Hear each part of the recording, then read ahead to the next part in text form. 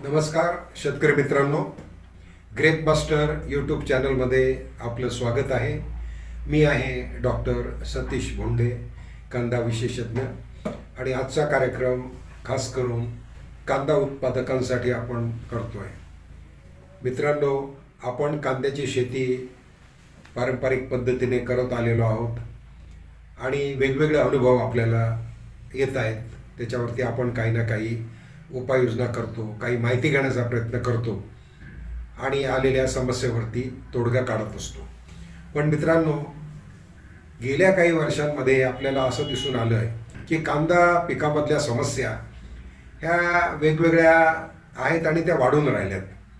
त्याच्यामुळं काय होतं की अनेकदा आपल्याला अपेक्षित उत्पादन मिळत नाही, उत्पादन मिळालं तर गुणवत्ता मिळत नाही, आणि काही वेळेला आपल्याला मार्केटिंगमध्ये किंवा बाजार व्यवस्थेमध्ये सुद्धा बऱ्याचशा अडचणी आपल्याला सहन कराव्या लागतात।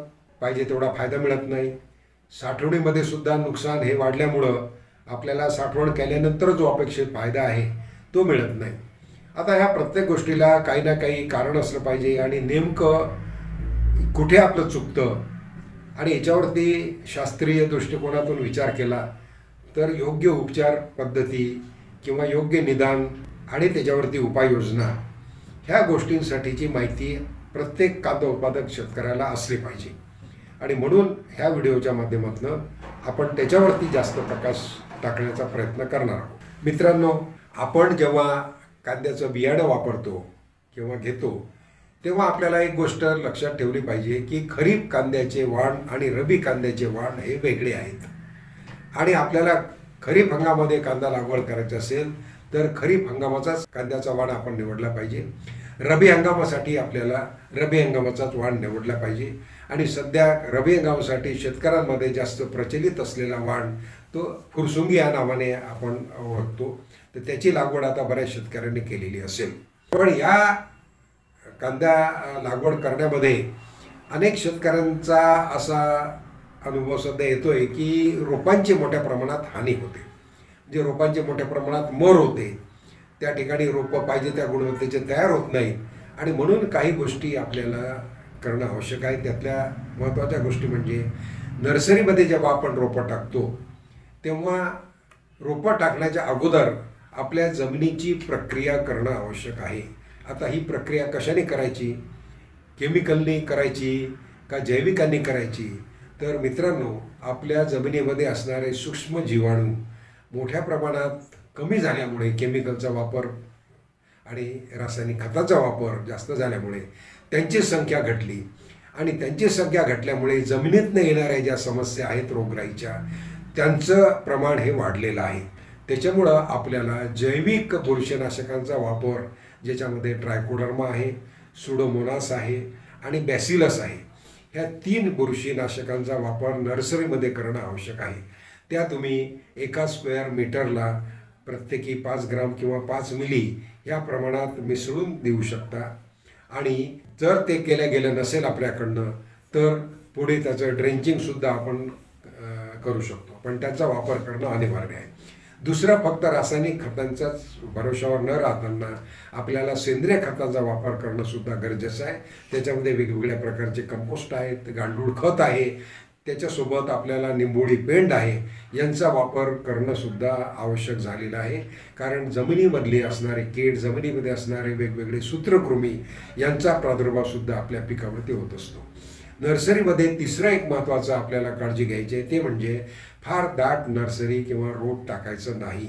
रोप नेहमी पातळ टाकलं गेलं पाहिजे, आणि त्याची उगवण क्षमता जर चांगली असेल आणि ते जर आपण दाट टाकलं, पूर्वी उगवण क्षमता तपासण्याची सुविधा नव्हती किंवा जुनं बियाणं वापरलं जायचं, त्याच्यामुळे लोकांना असं वाटायचं की बाबा पातळ रोप दिसते तर जास्त आपल्याला टाकलं गेलं पाहिजे। पण आता जे चांगल्या प्रतीचं गुणवत्तेचं बियाणं आपण घेतलं तर त्याची उगवण क्षमता ही चांगली असते, आणि म्हणून हे बियाणं जर तुम्ही दाट टाकलं तर दाट रोपांमुळे त्या ठिकाणी रोगराईची समस्या वाढते, त्याची खालची गाठ किंवा कांडी ज्याला म्हणतात ती चांगली होत नाही, आणि म्हणून आपल्याला बियाणं हे पातळ टाकलं पाहिजे। सर्वसाधारण एका स्क्वेअर मीटरला 5 ते 7 ग्राम एवढं बियाणं पडेल अशा पद्धतीने आपण नर्सरी टाकायची। तिसरा महत्त्वाचा मुद्दा ह्या नर्सरीमध्ये असतो जो पुढे पिकावर येणाऱ्या दोषांसाठी संबंधित आहे। अनेक शेतकऱ्यांची अशी तक्रार आता यायला लागलेली आहे अनेक वर्षांपासून की आमच्या कांदा पिकामध्ये डोंगळ्यांचं प्रमाण फार वाढलेलं आहे, डोंगळे जास्त येतात आणि डोंगळे आले की मग 2-3 गोष्टींचं आपल्याला नुकसान होतं। एक तर डोंगळे आलेल्या कांद्याची गुणवत्ता खालावते, असा कांदा साठवणीमध्ये टिकत नाही, असा कांदा निर्यातीसाठी चालत नाही आणि त्या प्लॉटच्या शेजारी जर आपला बियाण्याचा प्लॉट असेल तर अशा डोंगळ्यांचं आणि आपल्या बियाण्यामध्ये आलेले जे फुलं असतात, गोंडे असतात, त्याच्यामधल्या फुलांचं परपरागीकरण होऊन आपल्या बियाण्याची सुद्धा गुणवत्ता ढासळते। आणि हे कशामुळे होतं याचं एक महत्त्वाचं कारण आहे की रोपं आपण जास्त दिवस नर्सरीमध्ये ठेवली, म्हणजे जून झालेली नर्सरी जर तुम्ही वापरली तर त्याच्यामध्ये हे डोंगळ्यांचं प्रमाण वाढतंय असं शास्त्रीय दृष्ट्या सिद्ध झालेलं आहे। त्याच्यामुळं नर्सरी फार जास्त दिवस रोपवाटिकेत ठेवू नये, कारण त्याला पुढे डोंगळे येण्याची शक्यता असते। तर ह्या काही गोष्टींचा आपल्याला अंतर्भाव आपल्या पद्धतीमध्ये केला पाहिजे। नंतर आपण लागवड करताना आपण पाहतो की एकरी रोपांची संख्या आपल्याला किती पाहिजे, तर सर्वसाधारण आपल्याला 2.5 ते 3 लाख रोपं एका एकरामध्ये मिळाली पाहिजेत आणि या 2.5 ते 3 लाखांपैकी 2 लाख रोपं जरी आपल्याला मिळाली आणि सर्वसाधारण एका कांद्याचं वजन आपण सरासरी 100 ग्राम जर धरलं, काही मोठे पण कांदे असतात काही लहान असतात, तर आपण 100 ग्राम धरलं तर एकरी 200 क्विंटलपर्यंत आपल्याला उत्पादन मिळण्याची गॅरंटी आपल्याला मिळू शकते। पण ते येण्यासाठी आपल्याला काय करायला पाहिजे, तर एकरी 2 लाख रोपं माझी शेवटपर्यंत कसे काढणीला येतील आणि प्रत्येक कांदा कसा चांगला तयार होईल, त्याचं वजन कसं वाढेल, मग नियोजन आपलं पिकाचं त्या पद्धतीने केलं पाहिजे। त्यासाठी पहिली स्टेप म्हणजे रोपांची लागवड करण्यापूर्वी आपण ज्या शेतामध्ये रोपांची लागवड करायची आहे त्या शेतामध्ये शेणखताचा वापर करणं गरजेचं आहे, नत्र स्फुरद पालाशचा वापर करणं गरजेचं आहे, त्यासोबतच गंधकाचा वापर करणं गरजेचं आहे आणि सूक्ष्म नियंत्रणाचा वापरसुद्धा करणं गरजेचं आहे। ह्या सगळ्यांचा वापर केला तर पिकाला लागणारी जी पोषक तत्व आहेत त्याची मागणी पूर्ण होईल त्या पिकाची आणि पीक चांगलं वाढेल, त्याची गाठ चांगली होईल।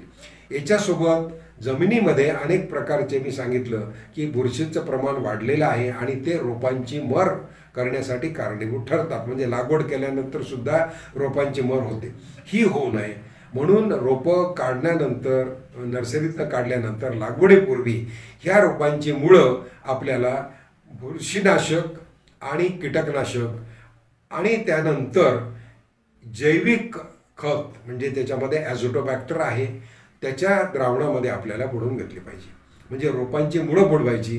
पण अनेक शेतकरी म्हणतात की मग तिन्ही एकत्र करायचे का, तर मित्रांनो नाही, पहिल्यांदा आपण बुरशीनाशक आणि कीटकनाशक एकत्र करून त्यांच्यामध्ये रोपांची मुळं बुडवायची आणि ते थोडेसे त्यांच्यावरचं जे जास्तीचं पाणी आहे ते झाल्यानंतर लागवड करण्याच्या अगोदर हे रोपांची मुळं ॲझोटोबॅक्टरच्या द्रावणामध्ये बुडवून घ्यायचे आहेत।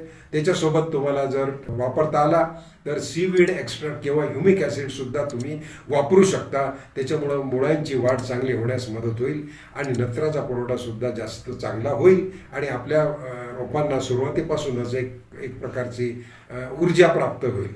त्याच्यामुळं आपली रोपांची जी मर आहे ती होणार नाही, खांड्या पडणार नाहीत आणि रोपं चांगल्या रीतीने एस्टॅब्लिश जमिनीमध्ये होतील आणि मग आपली लावलेल्या रोपांपैकी 2 लाखांपेक्षा जास्त रोपं आपल्याला मिळतील। त्यानंतर एक महत्त्वाचा प्रश्न असतो, शेतकऱ्यांना अडचण आहे सध्या, तणनाशकांचा वापर करायचा, तो कसा करायचा, केव्हा करायचा। तर मित्रांनो, तणनाशक 2 प्रकारचे असतात, एक असतात प्री इमर्जन्स आणि दुसरा असतो पोस्ट इमर्जन्स। प्री इमर्जन्स म्हणजे तण उगवणीपूर्वी त्यांना मारणारी तणनाशकं, ज्याच्यामध्ये ऑक्झिफ्लोरोक्विन जे आपण गोल नावाने ओळखतो, पेंडिमिथॅलिन जे आपण स्टॉम्प नावाने ओळखतो, त्यांचा वापर आपल्याला लागवडीच्या जस्ट अगोदर म्हणजे लागवड करण्याच्या सोबत किंवा लागवड केल्यानंतर 3 दिवसांनी करायचा आहे। तणनाशक वापरताना जमिनीमध्ये ओलावा पाहिजे। जर आपल्या जमिनीमध्ये सुरुवातीला तणांची समस्या येत नसेल किंवा तणांचं प्रमाण कमी असेल तर ही तणनाशकं आपण वापरली नाही तरी चालतं।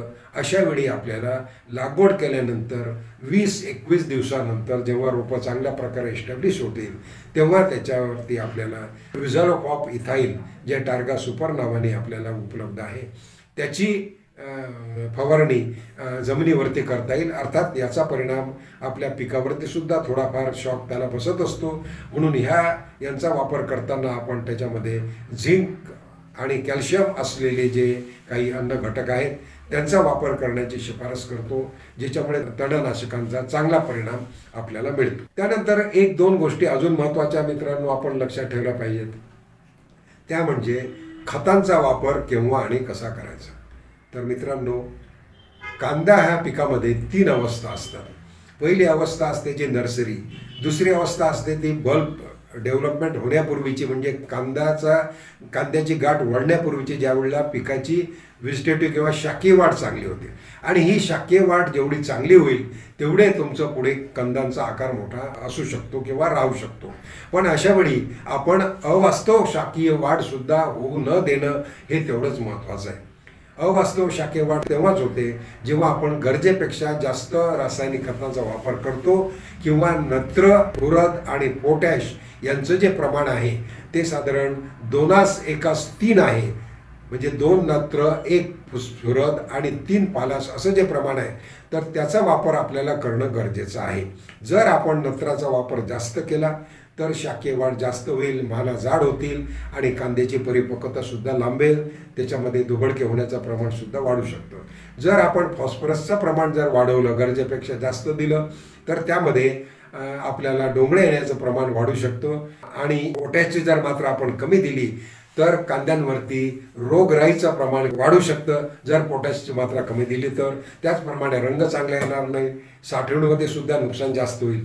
तर ह्या सगळ्या गोष्टींचा विचार करून आपल्याला खतांचं जे शिफारसीत प्रमाण आहे ते ठरवता येईल। सर्वसाधारण 1 एकर कांद्याला एकरी 30 ते 40 किलो नत्र सुरुवातीला आणि 30 ते 40 किलो नत्र हा लागवडीनंतर साधारण 1.5 महिन्याच्या आत दिल्या गेला पाहिजे। फॉस्फरसची मात्रा सुद्धा आपल्याला 2 भागात विभागून देता येईल।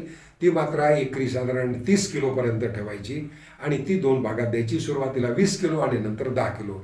पालाशची मात्रा सुद्धा आपल्याला 2 किंवा 3 भागामध्ये विभागून देता येते, सुरुवातीला 30 किलो, नंतर 20 किलो आणि नंतर 20 किलो, अशा प्रकारे 2 महिन्याच्या जमिनीमधली खतं ही दिल्या गेली पाहिजेत। आता अनेकदा शेतकऱ्यांना असं जर दिसत असेल की जमिनीमध्ये खतं घातलेली आहेत मी, पण तरी कांद्याच्या पिकाची वाढ जी आहे, पातीची वाढ, ती समाधानकारक दिसत नाही, अजून वाढायला पाहिजे, तर अशा वेळी आपल्याला फोलियर ॲप्लिकेशन म्हणजे फवारणीच्या माध्यमातून खतं द्यावं लागतील। तर सुरुवातीला आपण 19-19-19चा वापर करा, त्यानंतर 12-61-0चा वापर करा, त्यानंतर 13-40-13चा वापर करा, त्यानंतर 13-0-45चा वापर करा आणि सगळ्यात शेवटी 0-0-50चा वापर करा। हे प्रमाण आपल्याला एकरी साधारण म्हणजे 1 लिटरला 5 ते 10 ग्रामच्या मध्ये ठेवायचं आहे। जर आपली वाढ मध्यम कमजोर असेल तर 5 ग्रामच फक्त द्यायचं, जास्त खर्च वाढवायचा नाही। आणि जर आपल्याला असं वाटत असेल की जास्त प्रमाण देणं गरजेचं आहे तर जास्तीत जास्त 1 लिटरला 10 ग्राम एवढं आपण ठेवायचं। अशा प्रकारे आपण खतांचं नियोजन हे करू शकतो। मित्रांनो, सूक्ष्म अन्नद्रव्यामध्ये कांदा पिकाला जस्त, बोरॉन आणि कॉपर यांची गरज जास्त असते, म्हणून आपल्याला सूक्ष्म अन्नद्रव्याचा वापर फवारणीच्या माध्यमातून करावा लागतो।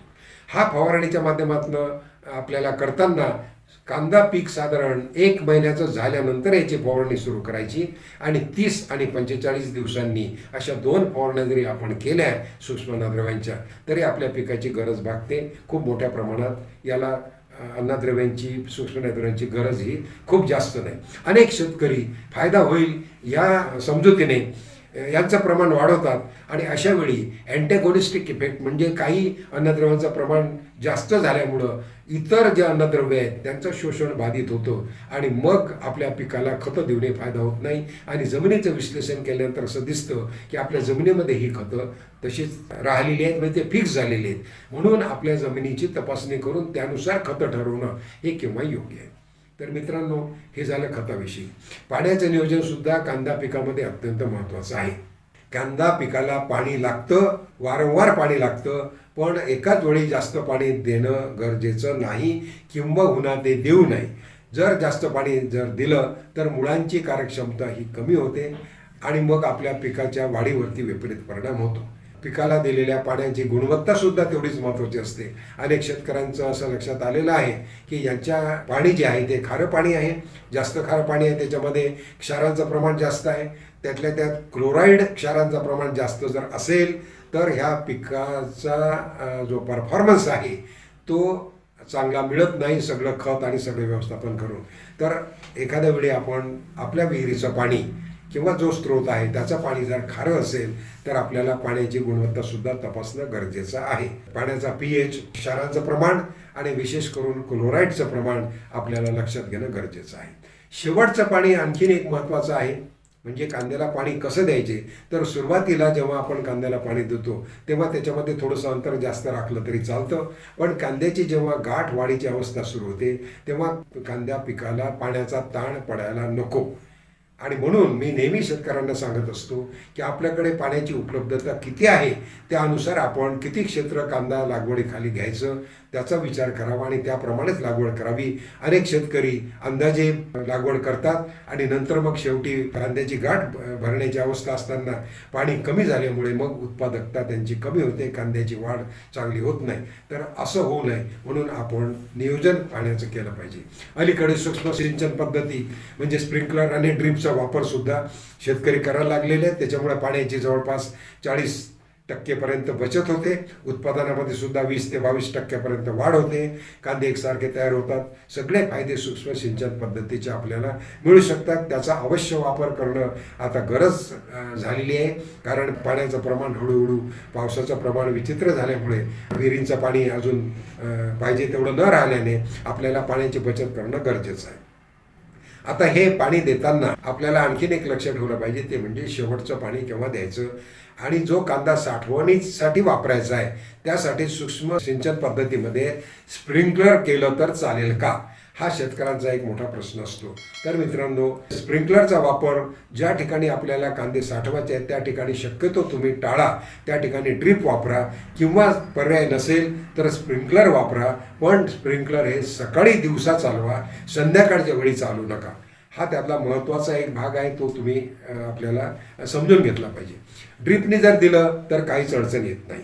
शेवटचं पाणी आपण केव्हा द्यायचं तर ह्या उन्हाळी कांद्यामध्ये, रब्बीचा कांदा जो आता आपण लागवड केलेला आहे किंवा येत्या काही दिवसांमध्ये आपण त्याची लागवड पूर्ण करणार आहोत, त्यासाठी शेवटचं पाणी हे कांद्याच्या ज्या माना पडतात त्या साधारण 100 ते 110 दिवसांनी लागवड केल्यापासून पडायला सुरुवात होते आणि 115 ते 120 दिवसपर्यंत त्या पडण्याचं काम आहे ते पूर्ण होतं.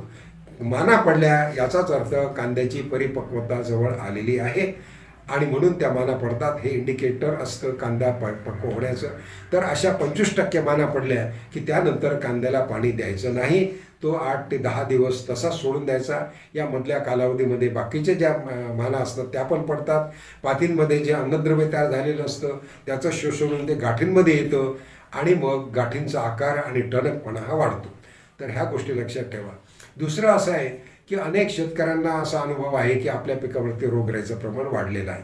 आता रोगराईचं प्रमाण वाढण्याचं कारण हवामान आहे, त्यानंतर वारंवार आपण त्या जमिनीमध्ये कांदा घेतला, रोटेशन दिलं नाही तर त्या रोगांचं आणि किडींचा प्रादुर्भाव तिथे वाढत असतो. तर अशा वेळी आपल्या अनुभवाने प्रिव्हेंटिव्ह स्प्रे म्हणजे ज्याला आपण संरक्षक उपाययोजना म्हणतो त्यासाठी अगदी साधी कीटकनाशकं आणि बुरशीनाशकं आपल्याकडे आहेत. म्हणजे मॅनकोझेब, क्लोरोथॅलोनिल किंवा कार्बनडिझिम यासारख्या बुरशीनाशकांचा वापर आपण करू शकतो. त्याच्यासोबत आपण कीटकनाशकं ज्याच्यामध्ये डायमेथोएट आहे, सायपरमेथ्रिन आहे, फिप्रोनिल आहे, इमिडाक्लोप्रिड आहे यांचा वापर करून सुद्धा आपण थ्रिप्सचं नियंत्रण करू शकतो. हे वापर करताना आपल्याला या द्रावणामध्ये चिकट द्रव्यांचा वापर म्हणजे ॲडझोनचा वापर करणं मात्र अनिवार्य आहे. त्याचा वापर निश्चित करावा, कारण कांद्याची पाती उभट असते, त्याच्यावरती मेंढर थर असतो आणि फवारणी केलेलं द्रावण त्या ठिकाणी चांगलं शोषण व्हावं, त्या ठिकाणी चिकटून राहावं यासाठी आपल्याला ॲडझोनचा वापर करावा लागतो. दुसरं असं आहे की कांद्याची सड आपल्या पिकामध्ये किंवा काजळीचं प्रमाण वाढलेलं आहे असं निदर्शनास आलेलं असेल तर आपल्याला आणखीन एक काळजी घ्यावी लागते, ते म्हणजे कांदा काढणीच्या 20 आणि 10 दिवस अगोदर असं 2दा कांदा काढणीच्या 20 आणि 10 दिवस अगोदर असं दोनदा 10 दिवसांच्या अंतराने कार्बनडायझिमची 1 ग्राम प्रति लिटर ह्या प्रमाणामध्ये आपण फवारणी केली तर आपल्या कांद्यामध्ये सडीचं प्रमाण साठवणुकीत कमी होतं, काजळीचं प्रमाणसुद्धा कमी होतं. तर अशा प्रकारे आपण रोगांचं नियोजन करायचं आहे. त्यासाठी काही लागणाऱ्या शिफारसी त्या कॅप्शनसोबत जे दिलेले आहेत त्याच्यामध्ये आपण पाहू शकता, लिहूनसुद्धा घेऊ शकता. पण अलीकडे जे प्रश्न निर्माण झालेले आहेत त्याच्यावरती आपल्याला हा उपाय करणं आवश्यक आहे. दुसरा एक उपाय करणं आवश्यक आहे, तो म्हणजे आपण फक्त सातत्याने रासायनिक कीटकनाशकांच्या भरोशावरती न राहताना आपल्याला काही जैविक कीटकनाशकांचा वापर करणं गरजेचं आहे. त्याचं कारण असं आहे की थ्रिप्स ही जी कीड आहे जी कांद्याला मोठ्या प्रमाणात नुकसान करते, त्या थ्रिप्सचा रेजिस्टन्स म्हणजे त्याचा प्रतिकार क्षमता ह्या केमिकलना झाल्यामुळे अनेक केमिकलचा वापर करून सुद्धा या थ्रिप्सचं प्रॉपर नियंत्रण होत नाही. दुसरं असं की अनेक शेतकरी थ्रिप्सचा प्रादुर्भाव सुरुवातीला दिसल्याबरोबर फवारणी न करताना मोठ्या प्रमाणात थ्रिप्सचा प्रादुर्भाव झाला आणि नुकसान झाल्यानंतर मग उपाययोजना करण्याची सुरुवात करतात. तर मित्रांनो, याच्यामध्ये आपलं 2 प्रकारे नुकसान आहे. एक तर थ्रिप्सचं प्रादुर्भाव जास्त झाल्यामुळे, नुकसान जास्त झाल्यामुळे आपल्या पिकावरती रोगांची समस्या वाढते, कारण पानांना जी जखम होते यांच्या इंजुरीमुळं, रस शोषण केल्यामुळे त्यावरती बुरशीचा प्रादुर्भाव जास्त होतो. आणि दुसरं असं की आपला कीटकनाशकांवरचा खर्च वाढतो. तर यासाठी आपण काय करता येईल, तर पिवळे चिकट सापळे जे असतात ते आपण मॉनिटरिंगसाठी म्हणजे यांचं सर्वेक्षण करण्यासाठी शेतामध्ये एकरी 10 ते 15 जरी लावले तरी आपल्याला समजेल की थ्रिप्स कीटक जसे येतील तसे त्या पिवळ्या चिकट सापळ्यांवरती चिकटतील आणि हे आपल्याला चिकटायला सुरुवात झाली दिसली की लगेच आपण फवारणी पहिली करायची, जेणेकरून ते थ्रिप्स सुरुवातीच्या अवस्थेमध्येच तिथे नियंत्रित होतील. तर अशा प्रकारे आपल्याला पीक संरक्षणाचं काम करायचं आहे. त्यानंतर पुढची जी स्टेज असते ते म्हणजे कांदा काढणी. आता कांदा काढणीच्या अवस्था ह्या महत्त्वाच्या असतात. काढणीनंतर त्याची सुकवणी, शेतातील सुकवणी, त्यांची निवड प्रतवारी, त्याचं पानं कापणे आणि नंतर त्याची साठवणी, ह्या सगळ्या महत्त्वाच्या गोष्टी आहेत. त्याच्यावरती आपला कांदा साठवणीमध्ये आपण किती दिवस चांगला ठेवू शकतो, त्याच्यामध्ये होणारं नुकसान कसं कमी करू शकतो ह्याविषयीची माहितीसुद्धा आपल्याला द्यायची आहे. पण ती आपण दुसऱ्या भागामध्ये कांदा काढणी ते साठवणी याच्यामध्ये आपण बघणार आहोत. तर तत्पूर्वी तुम्ही आत्ता जे मी माहिती सांगितली त्याचा निश्चितपणे विचार करा. कांद्याच्या नर्सरीमध्ये, रोपवाटिकेमध्ये काय काळजी घ्यायची, कांदा लागवड करताना काय काळजी घ्यायची, खतांचं नियोजन कसं करायचं, पीक संरक्षण कसं घ्यायचं, तणनाशकाचा वापर कसा करायचा, पाण्याचं नियोजन कसं करायचं, ह्या सगळ्या गोष्टी, कांद्याचं उत्पादन, कांद्याची एकरी निघालेल्या कांद्याची संख्या, कांद्याचा टणकपणा आणि कांद्यांचं एकंदर उत्पादन आणि गुणवत्ता यांच्याशी संलग्न असल्यामुळे प्रत्येक गोष्टीचा आपल्याला विचार करून त्याप्रमाणे जर आपण नियोजन केलं कांदा पिकाचं तर निश्चितपणे ह्या पिकापासून चांगला फायदा आपल्याला मिळू शकतो. ह्याविषयी आपल्या काही आणखीन शंका असल्या किंवा आपल्या मनामधले काही प्रश्न असले आणि त्याचं उत्तर ह्या माध्यमातून व्हिडिओतनं आपल्याला असं वाटत असेल की मिळालेलं नाही, तर तो प्रश्न तुम्ही आमच्या पुढे टाका, विचारा, तुम्ही सांगतो आम्ही, ह्या खिडकीमध्ये तुम्ही तो प्रश्न तुमचा विचारू शकता. निश्चितपणे त्याचं उत्तर देण्याचा आमच्याकडनं प्रयत्न होईल. आणि आपल्या कांदा पिकावरती कुठलीही समस्या असली तर ती तुम्ही टाका, कारण वेळेच्या अभावी अनेक गोष्टी आपण इथे उल्लेख करू शकत नाही. किंवा असा एक समज आमचा असतो की बऱ्याचशा ह्या गोष्टी शेतकऱ्यांना माहीत असतील, त्याच्यामुळं आम्ही वेळेची बचत करायची म्हणून त्या परत सांगत नाही. पण आपल्याला जर काही माहिती पाहिजे असेल तर तुम्ही या यूट्यूब चॅनलला सबस्क्राईब करा, विचारा आणि आमच्या ह्या सेवेचा, ग्रेप मास्टर यूट्यूब चॅनलचा आणि ग्रेप मास्टर ॲपचा लाभ घेत राहा. त्यासाठी तुम्ही सबस्क्राईब करा, ग्रेप मास्टर ॲप तुमच्या याच्यामध्ये इन्स्टॉल करा आणि माहिती घेत राहा. धन्यवाद.